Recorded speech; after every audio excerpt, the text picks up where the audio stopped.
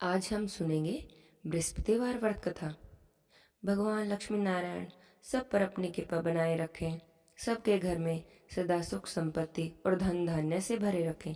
बोलिए विष्णु भगवान की जय हो, बृहस्पति देव भगवान की जय हो। एक समय की बात है, भारतवर्ष में एक प्रतापी और दानी राजा राज्य करता था।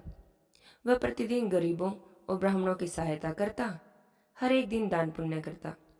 लेकिन यह उसकी बातें उसकी रानी को बिल्कुल भी अच्छी नहीं लगती। वह ना तो गरीबों को दान देती और ना ही भगवान का पूजन करती, और राजा से भी दान पुण्य करने से मना करती। एक दिन की बात है कि राजा तो शिकार खेलने वन गए हुए थे। घर में रानी और दासी ही थी। उसी समय बृहस्पति देव साधु के वेश में राजा के महल में भिक्षा लेने के लिए आए और भिक्षा मांगी। तो रानी ने भिक्षा देने से इनकार कर दिया और रानी कहने लगी, हे साधु महाराज, मैं तो इस दान और पुण्य से तंग आ गई हूँ। मेरा पति तो सारा धन लुटाते रहते हैं।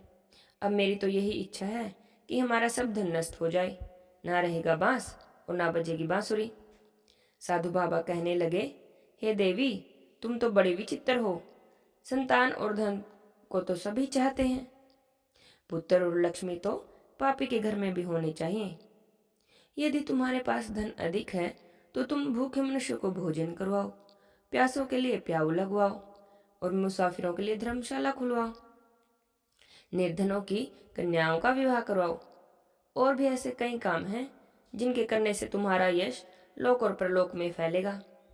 लेकिन रानी पर तो इन बातों का कोई भी प्रभाव नहीं पड़ा। वह कहने लगी, महाराज, आप मुझे मत समझाइए। मुझे ऐसे धन की कोई आवश्यकता नहीं, मैं जिसे हर किसी को बांटती फिरूं। फिर तब साधु बाबा कहने लगे कि यदि तुम्हारी ऐसी ही इच्छा है तो ऐसा ही होगा। जैसा जैसा मैं कहता हूं तुम वैसा ही करना। बृहस्पतिवार के दिन घर को लीपना, अपने सिर को धोकर स्नान करना, पट्टी चढ़ाकर कपड़े धोना, और ऐसा करने से तुम्हारा सारा धन नष्ट हो जाएगा। इतना कहकर साधु बाबा वहां से चले गए। साधु के कहे अनुसार रानी ने अभी बस 3 बृहस्पतिवार ही ऐसा किया था कि उसका सारा धन नष्ट हो गया। अब तो भोजन के लिए भी राजा का परिवार तरसने लगा। एक दिन राजा अपनी रानी से बोला, तुम यहीं पर रहो, मैं दूसरे देश को जाता हूँ, क्योंकि यहाँ पर तो सभी लोग मुझे जानते हैं, इसलिए मैं कोई छोटा काम भी नहीं कर सकता। देश चोरी तो प्रदेश पीक के बराबर होती है। और ऐसा कहकर राजा प्रदेश को चला गया। वहां पर जाकर राजा जंगल में लकड़ियां काट कर लाता और शहर में बेचता। इसी तरह से अपना जीवन बिताने लगा। इधर राजा के प्रदेश जाते ही रानी और दासी भी बहुत दुखी रहने लगी। एक बार रानी और दासी को 7 दिनों तक बिना भोजन के रहना पड़ा। तो रानी ने अपनी दासी से कहा, हे दासी, पास ही के नगर में मेरी बहन रहती है, वह बहुत धनवान है, तुम उसके पास चली जाओ, वहां से कुछ ले आना, जिससे कुछ हमारा गुजर बसर हो जाएगा। दासी रानी की बहन के पास चली गई। उस दिन गुरुवार का दिन था। रानी की बहन उस समय बृहस्पतिवार व्रत की कथा सुन रही थी। दासी ने रानी की बहन को अपनी रानी का संदेश बता दिया, लेकिन रानी की बड़ी बहन ने तो कोई उत्तर नहीं दिया। जब दासी को रानी की बहन से कोई उत्तर नहीं मिला तो वह बहुत दुखी हो गई। उसे क्रोध भी आया और वह वापस चली आई। दासी ने वापस आकर रानी को सारी बात बता दी और कहने लगी कि रानी, आपकी बहन तो बहुत घमंडी है, वह तो छोटे मनुष्यों से बात भी नहीं करती। उधर रानी की बहन ने सोचा कि मेरी बहन की दासी आई थी, पर मैं उससे बोली भी नहीं, इससे वह बहुत दुखी हुई होगी। यह सोचकर कथा को सुनकर पूजन समाप्त करके वह अपनी बहन के घर आई और कहने लगी कि हे बहन, आज बृहस्पतिवार का दिन है, मैं बृहस्पतिवार का व्रत कर रही थी। तुम्हारी दासी मेरे घर पर आई, पर जब तक कथा होती है तब तक न तो उठते हैं और न ही बोलते हैं, इसलिए मैं न बोली। दासी, तुम कहो, तुम क्यों गई थी? तब रानी कहने लगी, बहन, तुमसे क्या छुपाऊं, हमारे घर में तो खाने तक को अनाज नहीं था। ऐसा कहते कहते रानी की आंखें भर आई। दासी समेत पिछले 7 दिनों से भूखे रहने की सारी बातें रानी ने अपनी बहन को बता दी। अब रानी की बहन बोली, देखो बहन, भगवान बृहस्पति देव सभी की मनोकामना पूरी करते हैं। अंदर जाकर देखो, शायद तुम्हारे घर में भी अनाज रखा हो। पहले तो रानी को विश्वास नहीं हुआ, पर जब बहन बार बार कहने लगी तो उसने अपनी दासी को अंदर भेजा। दासी अंदर गई तो उसे अनाज से भरा हुआ एक घड़ा मिल गया। यह देखकर दासी को बड़ी हैरानी हुई। तब दासी रानी से कहने लगी, हे रानी, देखो, जब हमें भोजन नहीं मिलता तो हम रोज ही व्रत करते हैं। क्यों ना इनसे व्रत की कथा और विधि भी पूछ ली जाए। इससे हम भी बृहस्पतिवार का व्रत किया करेंगे। तब रानी ने अपनी बहन से बृहस्पतिवार के व्रत के बारे में पूछा। तब उसकी बहन कहने लगी, बृहस्पतिवार के व्रत में चने की दाल और मुनक्का से विष्णु भगवान का केले की जड़ में पूजन करें, दीपक जलाएं, व्रत कथा सुने और पीला भोजन करें। इससे बृहस्पति देव प्रसन्न होते हैं। व्रत और पूजा की सारी विधि बताकर रानी की बहन अपने घर चली गई। 7 दिन के बाद जब गुरुवार आया तो रानी और दासी दोनों ने व्रत रखा। गुड़शाला में जाकर चना और गुड़ ले आई। फिर उससे केले की जड़ में भगवान विष्णु का पूजन किया। अब पीला भोजन कहाँ से आए, यह सोचकर दोनों बड़ी दुखी थी। पर क्योंकि उन्होंने व्रत किया था, इसलिए बृहस्पति देव उनसे प्रसन्न थे। एक साधारण व्यक्ति का रूप धारण करके 2 थाली परोस कर पीला भोजन ले आए और दासी को भोजन दे दिया।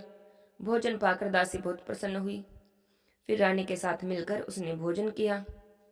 उसके बाद तो वे हर गुरुवार को व्रत और पूजन करने लगी। बृहस्पति भगवान की कृपा से उनके पास फिर से धन और संपत्ति आ गई और रानी पहले की तरह ही आलस्य करने लगी। तब दासी ने कहा, देखो रानी, तुम पहले भी इसी तरह आलस्य करती थी। तुम्हें धन रखने में कष्ट होता था, इसी कारण सारा धन नष्ट हो गया।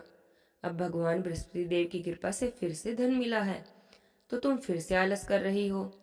रानी को समझाते हुए दासी ने कहा, बड़ी मुसीबतों के बाद हमने यह धन पाया है, इसलिए हमें दान पुण्य करना चाहिए। भूखे मनुष्यों को भोजन करवाओ, अपने धन को शुभ कार्यों में खर्च करो। इससे तुम्हारे कुल का यश बढ़ेगा, स्वर्ग की प्राप्ति होगी, पितृ प्रसन्न होंगे। दासी की बातें मानकर रानी ने अपना धन शुभ कार्यों में करना खर्च शुरू कर दिया। पूरे नगर में उसका यश फैलने लगा। इधर प्रदेश में राजा भी बहुत दुखी था। रोज लकड़ियां काट कर लाता, उन्हें बेचता, इससे अपना गुजारा करता था। एक दिन दुखी होकर जंगल में ही एक पेड़ के नीचे बैठ गया और अपनी दशा को याद करते हुए व्याकुल होकर रोने लगा। उस दिन बृहस्पतिवार का दिन था। तब उसने देखा कि एक निर्जन वन में एक साधु प्रकट हुए हैं।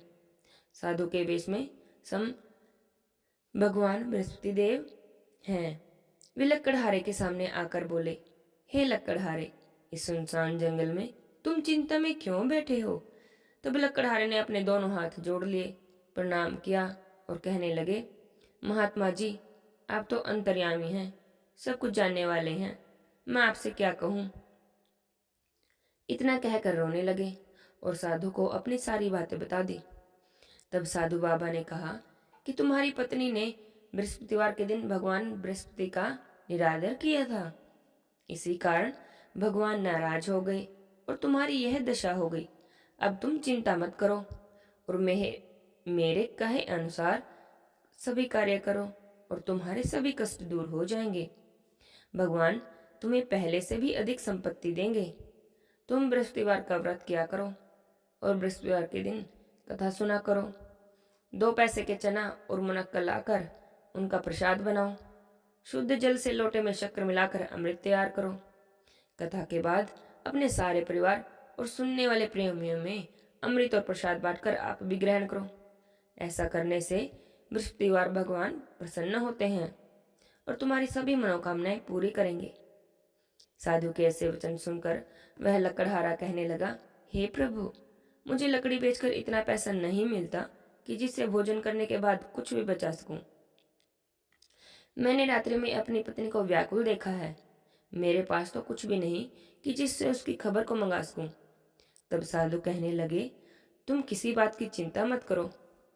बृहस्पतिवार के दिन तुम रोजाना की तरह लकड़ियां लेकर शहर को जाओगे तो तुम्हें रोज से दुगना धन प्राप्त होगा।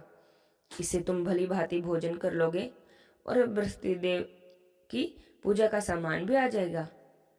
और मैं तुम्हें बृहस्पतिवार की कहानी सुना देता हूँ, जो इस प्रकार है। प्राचीन काल में एक ब्राह्मण था। वह बहुत निर्धन था। उसके कोई भी संतान नहीं थी। उसकी पत्नी बहुत मलिनता के साथ रहती थी। वह ना तो स्नान करती, ना किसी देवता का पूजन करती। इससे ब्राह्मण देवता बड़े दुखी थे। बेचारे कुछ कहते भी थे, लेकिन उसका परिणाम कुछ भी न निकलता। भगवान की कृपा से ब्राह्मण की स्त्री के एक कन्या रूपी रतन पैदा हुआ। वह कन्या बड़ी होने पर प्रातःकाल स्नान करती, भगवान विष्णु की पूजा करती और बृहस्पतिवार का व्रत करती। अपने पूजा पाठ को समाप्त करके विद्यालय जाती तो अपने मुट्ठी में जौ भर के लेके जाती, पाठशाला के मार्ग में डालती जाती और तब ये स्वर्ण के हो जाते और लौटते समय उनको बीन कर घर ले आती। एक दिन की बात है।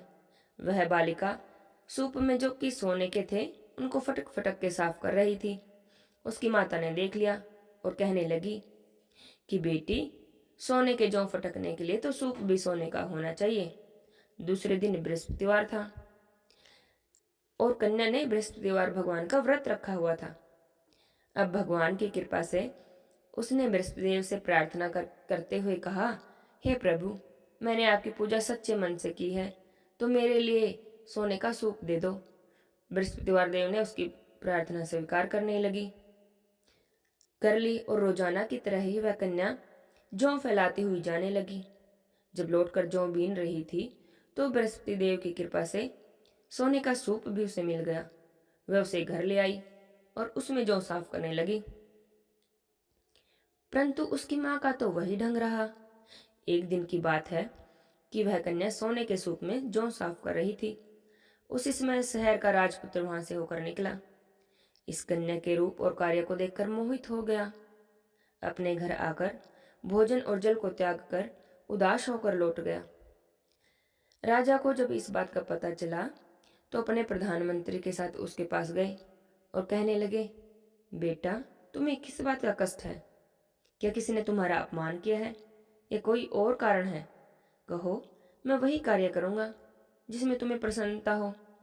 अपने पिता की राजकुमार ने जब ऐसी बातें सुनी तो कहने लगा, पिताजी, मुझे आपकी कृपा से किसी बात का दुख नहीं है। किसी ने मेरा अपमान नहीं किया, परंतु मैं उस लड़की से विवाह करना चाहता हूँ जो सोने के सूप में जौ साफ कर रही थी। इतना सुनकर तो राजा भी आश्चर्य में पड़ गया और कहने लगा, बेटा, इस तरह की कन्या का पता तुम ही लगाओगे तो मैं उसके साथ तुम्हारा विवाह अवश्य ही करवा दूंगा। अब राजकुमार ने उस लड़की के घर का पता बताया तो मंत्री उस लड़की के घर गए और ब्राह्मण देवता को सारा हाल कह सुनाया। ब्राह्मण राजकुमार के साथ अपनी कन्या का विवाह करने के लिए तैयार हो गए। विधि विधान से ब्राह्मण की कन्या का विवाह राजकुमार से हो गया। कन्या के घर से जाते ही पहले की भांति ब्राह्मण देवता के घर में तो गरीबी का निवास हो गया। अब तो भोजन भी बड़ी मुश्किल से मिलता था।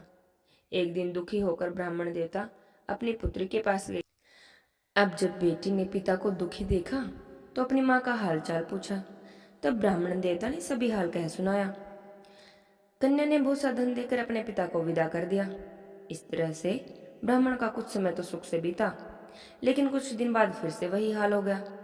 ब्राह्मण फिर से अपनी कन्या के यहाँ गए और सारा हाल कह दिया तो लड़की कहने लगी, पिताजी, आप माता को यहीं ले आओ, मैं उन्हें सारी विधि बता दूंगी जिससे सारी गरीबी दूर हो जाएगी।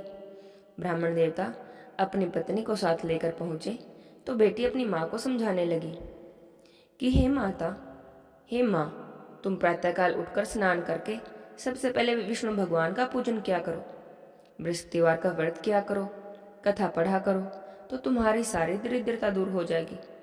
पर उसकी माँ ने उसकी एक भी बात नहीं मानी। प्रातःकाल उठकर अपने बच्चों की झूठ को खा लिया। इससे उसकी पुत्री को तो बहुत गुस्सा आया और उसने रात को कोठरी से सभी सामान निकाला और अपनी माँ को उसमें बंद कर दिया। प्रातःकाल उसे निकाला, स्नान आदि करके पाठ करवाया तो उसकी माँ की बुद्धि भी ठीक हो गई। फिर वह भी प्रत्येक बृहस्पतिवार का व्रत करने लगी और विष्णु भगवान का पूजन करने लगी। इस व्रत के प्रभाव से उसके माता पिता बहुत ही धनवान और पुत्रवान हो गए। बृहस्पतिवार भगवान की कृपा से इस लोक में सभी सुखों को भोगकर स्वर्ग को प्राप्त हुए। बोलिए विष्णुदेव भगवान की जय हो। इस लकड़हारे की तरह ही भगवान बृहस्पतिदेव की कथा को सुनकर साधु बाबा वहां से अंतर्ध्यान हो गए। धीरे धीरे समय व्यतीत हुआ और बृहस्पतिवार का दिन आया। लकड़हारा जंगल से लकड़ी काटकर शहर में बेचने गया तो उसे उस दिन से अधिक पैसे मिले। राजा ने चना और गुड़ आदि लाकर गुरुवार का व्रत किया। उस दिन से उसके सारे दुख दूर हो गए। पर जब दोबारा बृहस्पतिवार का दिन आया तो वह व्रत करना भूल गया। इस कारण बृहस्पतिवार भगवान उससे नाराज हो गए। उस दिन नगर के राजा ने विशाल यज्ञ का आयोजन किया था और शहर में घोषणा करवा दी थी कि कोई भी मनुष्य अपने घर भोजन नहीं बनाएगा और ना ही आग जलाएगा और सभी जनता मेरे यहाँ भोजन करने आएगी। इस आज्ञा को जो कोई नहीं मानेगा उसे फांसी की सजा दी जाएगी। यह घोषणा सारे नगर में करवा दी गई। राजा की आज्ञा के अनुसार शहर के सभी लोग भोजन करने गए, लेकिन लकड़हारे को कुछ देर हो गई। इसलिए राजा उसे अपने साथ अपने घर ले गए और ले जाकर भोजन करा रहे थे तो राजा की दृष्टि उस खूंटी पर पड़ी जिस पर उसका हार लटका हुआ था। वह हार उसे वहां पर दिखाई नहीं दिया। तब रानी ने सोचा कि इस मनुष्य ने ही मेरा हार चुराया है और उसी समय सिपाही को बुलवाकर उसे कारागार में डलवा दिया गया। जब लकड़हारा कारागार में पड़ गया तब बहुत दुखी हो गया और सोचने लगा, न जाने कौन से पूर्व जन्म के कर्म से मुझे यह दुख प्राप्त हुआ है। और उन्हीं साधु को याद करने लगा जो उसे जंगल में मिले थे। उसी समय तत्काल बृहस्पति देव प्रकट हुए साधु के रूप में और उसकी दशा को देखकर कहने लगे, अरे मूर्ख, तूने बृहस्पति देव की कथा नहीं की, इसी कारण तुझे यह दुख प्राप्त हुआ है। अब तू चिंता मत कर, बृहस्पतिवार के दिन कारागार के दरवाजे पर तुझे 4 पैसे पड़े मिलेंगे। तू उनसे बृहस्पति देव की पूजा करना तो तेरे सारे दुख दूर हो जाएंगे। बृहस्पतिवार का दिन आने पर उसे 4 पैसे पड़े मिले। लकड़हारे ने कथा कही। उसी रात्रि को बृहस्पति देव ने उस नगर के राजा को स्वप्न में कहा, हे राजा, तुमने जिस आदमी को कारागार में बंद किया है वह निर्दोष है, वह राजा है, उसे छोड़ दो। रानी का हार उसी खूंटी पर लटका है। अगर तुम ऐसा नहीं करोगे तो मैं तुम्हारे सारे राज्य को नष्ट कर दूंगा। इस तरह की रात्रि का स्वप्न जब राजा ने सुबह उठा तो देखा कि हार तो खूंटी पर ही लटका हुआ है। तो राजा ने लकड़हारे को बुलाया और उससे क्षमा मांगी। लकड़हारे को योग्य सुंदर वस्त्र आभूषण देकर विदा कर दिया। पशुपति देव की आज्ञा से लकड़हारा अपने नगर को चल दिया। जब राजा अपने नगर के निकट पहुंचा तो उसे बड़ा आश्चर्य हुआ कि नगर में पहले से अधिक बाग, तालाब, कुएं, बहुत से धर्मशाला, मंदिर आदि बने हुए थे। राजा ने पूछा, ये किसका बाग और धर्मशाला है? तो नगर के सभी लोग कहने लगे कि तो सब रानी और दासी के ही कार्य हैं। अब राजा को तो बहुत आश्चर्य हुआ और गुस्सा भी आया। अब जब रानी ने खबर सुनी कि राजा आ रहे हैं तो उन्होंने दासी से कहा, दासी, जाओ देखो, राजा हमें कितनी बुरी हालत में छोड़कर गए थे। अब हमारी ऐसी हालत देखकर वह कहीं लौट ना जाएं, इसलिए तुम दरवाजे पर ही खड़ी हो जाओ। रानी की आज्ञा के अनुसार दासी दरवाजे पर ही खड़ी हो गई। अब जब राजा आए तो उन्हें अपने साथ लेवा लाई। अब राजा ने क्रोध करते हुए अपनी रानी से पूछा, बताओ तुम्हें सब धन कैसे प्राप्त हुआ है? तब रानी और दासी ने कहा कि हमें तो यह सब धन बृहस्पति देव के व्रत के प्रभाव से प्राप्त हुआ है। अब तो राजा ने निश्चय कर लिया कि मेरे राज्य के सभी लोग जो भी सभी बृहस्पति देव का पूजन करते हैं, मैं भी वैसे ही हर रोज बृहस्पति देव का पूजन किया करूंगा। दिन में 3 बार कहानी कहूंगा और रोज व्रत करूंगा। हर समय राजा के दुपट्टे में चने की दाल बंधी रहती। राजा दिन में 3 बार कहानी कहता। एक रोज राजा ने सोच लिया कि चलो अपनी बहन के यहाँ मिलकर आते हैं। यह सोच करके राजा घोड़े पर सवार होकर अपनी बहन के यहाँ चल दिया। यहाँ चलते हुए उसने रास्ते में सोचा और देखा कि कुछ आदमी एक मुर्दे को लिए जा रहे थे। उन्हें रोककर राजा कहने लगा, अरे भाइयों रुको, मेरी बृहस्पति देव की कथा को सुन लो। तो वो कहने लगे कि हमारा तो आदमी मरा पड़ा है और उसे अपनी कथा की पड़ी है। पर उनमें से कुछ आदमी कहने लगे, ठीक है, कहो, हम तुम्हारी कथा भी सुन लेंगे। राजा ने दाल निकाली और कथा कहने लगा। जब कथा पूरी हुई तो मुर्दा हिलने लग गया। अब जब बृहस्पति देव की कथा समाप्त हो गई तो राम राम करते हुए वह मनुष्य खड़ा हो गया। अब राजा आगे चला गया और आगे चलते हुए मार्ग में उसे एक किसान खेत में हल चलाता हुआ दिखा। तो राजा ने उसे देखकर रुका और उसे भी कहने लगा, अरे भैया, मेरी बृहस्पतिवार व्रत की कथा सुन लो। किसान कहने लगा, जब तक मैं तेरी कथा सुनूंगा तब तक तो 4 हरिया और जोत लूंगा, तू अपनी कथा किसी और को सुनाना। अब राजा आगे चलने लगा। राजा के हटते ही बैल पछाड़ खाकर गिर गए। किसान के पेट में बड़े जोर से दर्द होने लगा। उसी समय उसकी माँ रोटी लेकर आ गई। जब उसने देखा तो अपने बेटे से सब हाल पूछा। बेटे ने सब हाल कह सुनाया तो बुढ़िया दौड़ी दौड़ी उसी घुड़सवार के पास गई और कहने लगी कि बेटा, मैं तेरी कथा सुनूंगी, तुम अपनी कथा मेरे खेत में चलकर कहो। अब राजा बुढ़िया के साथ खेत में जाकर कहानी कहने लगे। कहानी सुनते सुनते ही बैल उठकर खड़े हो गए और किसान के पेट का दर्द भी चला गया। चलते चलते राजा अपनी बहन के घर पहुंच गया। बहन ने भाई की खूब मेहमान नवाजी की। अब दूसरी रोज प्रातःकाल जब राजा जगा तो देखने लगा कि सभी लोग भोजन कर रहे हैं। तो राजा अपनी बहन से कहने लगा, ऐसा कोई मनुष्य हो जिसने भोजन ना किया हो तो मेरी बृहस्पतिवार की कथा सुन लो। बहन कहने लगी, भैया, यह देश तो ऐसा ही है कि यहाँ लोग पहले भोजन करते हैं और बाद में कुछ और काम करते हैं, लेकिन अगर कोई पड़ोस में हो तो मैं देख आती हूँ। ऐसा कहकर वह देखने चली गई, पर उसे तो कोई भी ऐसा व्यक्ति नहीं मिला जिसने भोजन न किया हो। अंत में वह एक कुम्हार के घर गई। उस कुम्हार का लड़का बीमार था। उसे पता चला कि उसके यहाँ तो 2-3 रोज से किसने भोजन ही नहीं किया। तब रानी ने अपने भाई की कथा सुनने के लिए कुम्हार से कहा तो वह तैयार हो गया।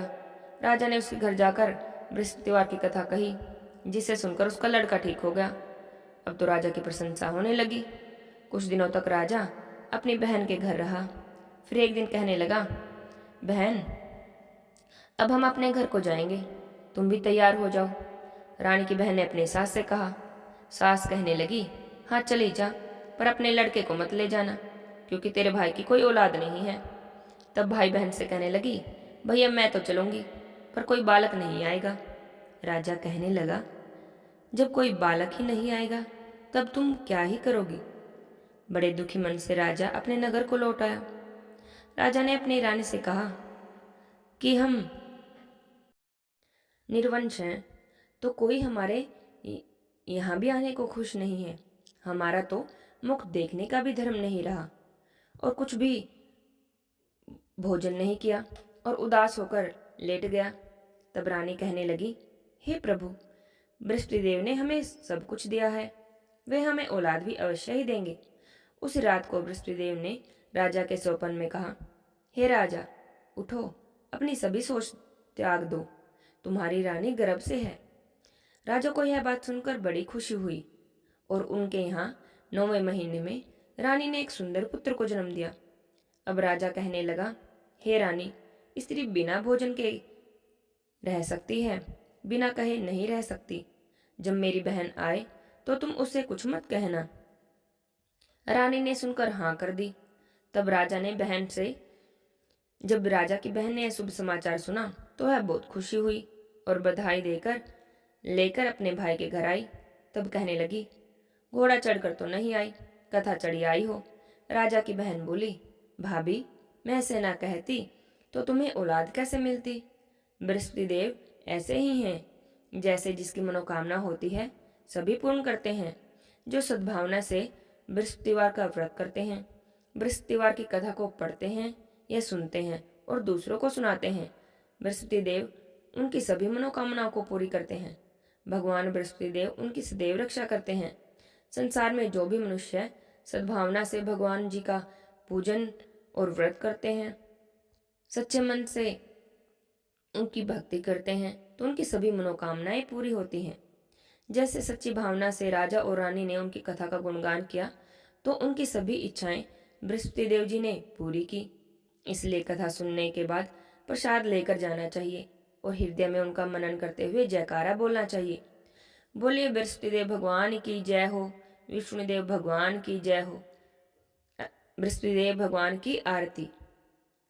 ओम जय बृहस्पति देवा, ओम जय बृहस्पति देवा, छिन छिन भोग लगाऊं कदली फल मेवा।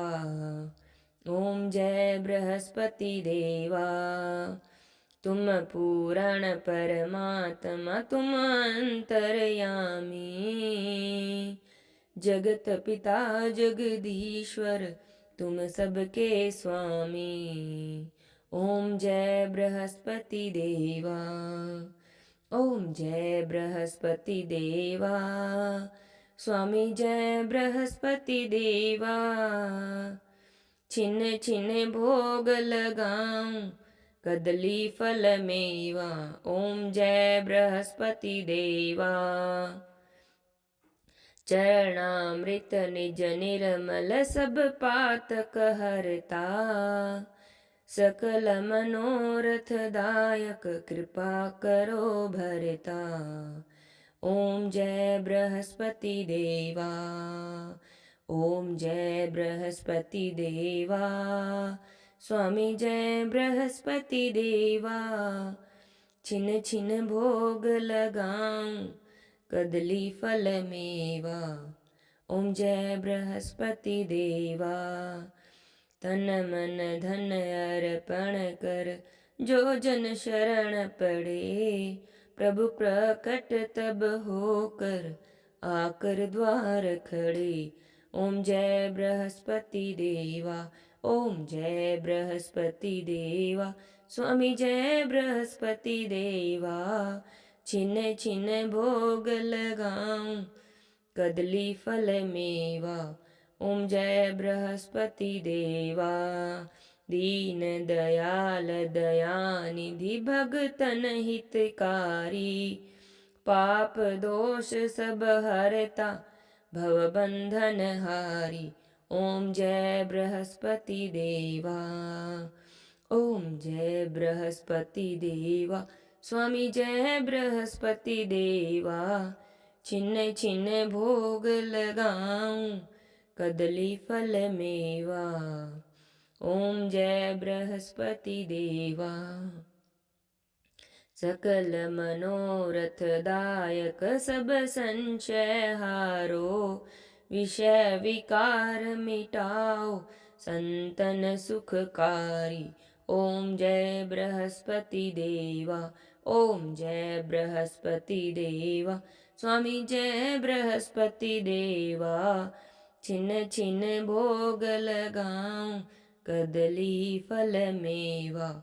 ओम जय बृहस्पति देवा, जो कोई आरती आपकी प्रेम सहित गावे, जेठानंद आनंद कर सो निश्चय पावे। ओम जय बृहस्पति देवा, ओम जय बृहस्पति देवा, स्वामी जय बृहस्पति देवा, छिन छिन भोग लगाऊं कदली फल मेवा। ओम जय बृहस्पति देवा। बोले विष्णु भगवान की जय हो, बृहस्पति देव भगवान की जय हो। लक्ष्मी नारायण भगवान, बृहस्पति भगवान ये कथा कहानी कहते सुनते हुंकारा भरते सब पर अपनी कृपा बनाए